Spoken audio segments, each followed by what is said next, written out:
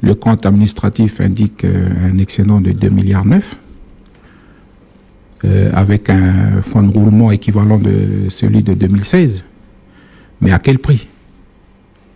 À quel prix? C'est en sacrifiant la brousse, en privant d'1,5 milliard sur le volet agriculture. C'est priver les associations d'1,3 milliard, des associations qui œuvrent bénévolement dans le secteur de l'enseignement, du sport, de la culture, de la santé, du soutien social.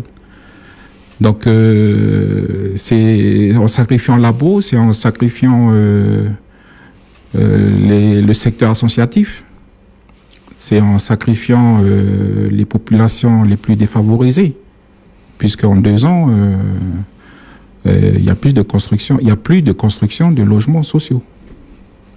Donc au passage, c'est aussi on sacrifie le secteur du BTP. Voilà. Donc c'est pour ça que nous, on s'est abstenu à ce vote du compte administratif, en rappelant à la majorité que peut-être que le prochain compte administratif, en espérant que le choc de confiance tant promis sera au rendez-vous. Vous n'êtes pas surpris du vote des indépendantistes? Ils ont apporté des observations quant à l'examen du compte administratif. Après, chacun prend ses responsabilités. On regrette que la province Sud, par l'intermédiaire de la présidente, de transférer l'enseignement privé à la Nouvelle-Calédonie. C'est quand même 11 000 élèves de l'enseignement privé.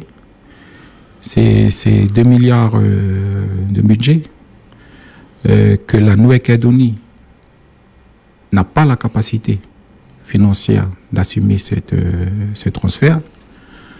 Donc, comme l'aide médicale.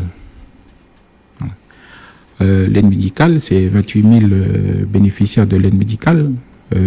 C'est 8 milliards pour la province Sud. Si on compte avec les 2 autres provinces, c'est 15 milliards en plus de charges pour la Nouvelle-Calédonie, que la Nouvelle-Calédonie n'a pas la capacité financière d'assumer à l'heure où je vous parle. Donc il est important. Tout à l'heure, j'ai parlé de solidarité institutionnelle, solidarité entre les collectivités. C'est aussi ça.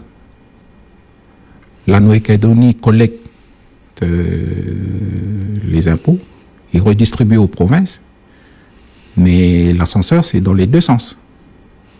Donc je pense qu'il ne faut pas évacuer les charges comme ça à la Nouvelle-Calédonie si on n'est pas préparé en amont.